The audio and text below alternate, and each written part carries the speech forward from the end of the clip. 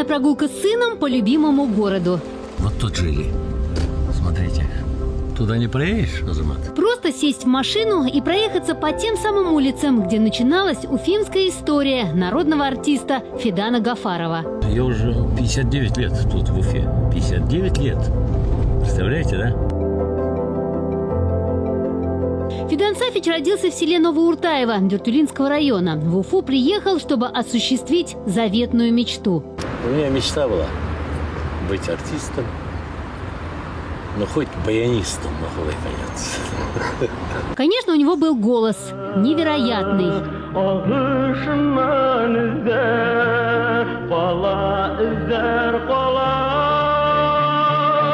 Но экзаменационную комиссию училища искусств, куда он приехал поступать, удивил его талант артиста. Его приняли сразу, без дополнительных испытаний. А после училища Гафарова уже ждали в труппе Башкирского академического театра драмы.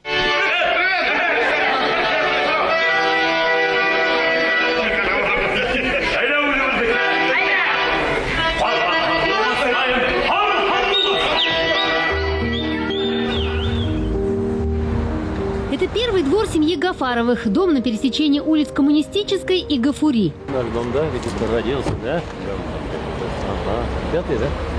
Пятый, да, посмотрим. Кстати, недалеко от этого дома было общежитие, где Фидан Сафич познакомился со своей женой Фаридой. Он зашел в общую кухню, чтобы пожарить картошку, а там незнакомая девушка мыла полы. Спрашиваем, а как ваша фамилия? Она говорит, я Гафарова.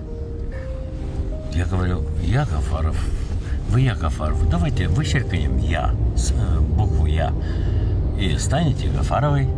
С этой встречи прошло почти полвека. 3 года назад Гафаровы отметили золотой юбилей. Фарида Хабибуловна тоже работала в театре, заведующей гримерным цехом. Квартиру в этом доме они получили как молодая театральная семья. Главное, самое главное, дружно жили. Вот, например, мы на пятом этаже, да, первый, второй этаж, мы уж в гости ходили все время. Они к нам заходили, то есть вот так вот дружно жили, дружно чай пили. А вот еще один адрес, куда Гафаровы переехали чуть позже. Горкомовский дом на улице Гафури. Самые крутые дома – это 8-этажка. Те времена, да? Этот дом, представляете, да? Круглый, необычный и даже с лифтом. Соседи – самые известные люди Уфы. Артисты, писатели. Здесь жила семья Абдразаковых. Над Гафаровыми жила актриса Зинира Атнабаева.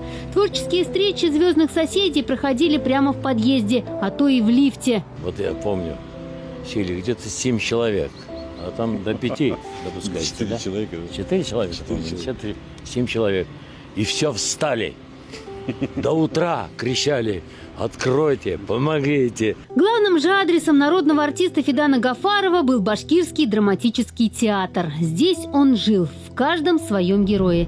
Здесь за кулисами росли его дети. Репетиции, спектакли, премьеры. Даже уезжая на гастроли по стране, он всегда возвращался на эту сцену, к самому близкому зрителю.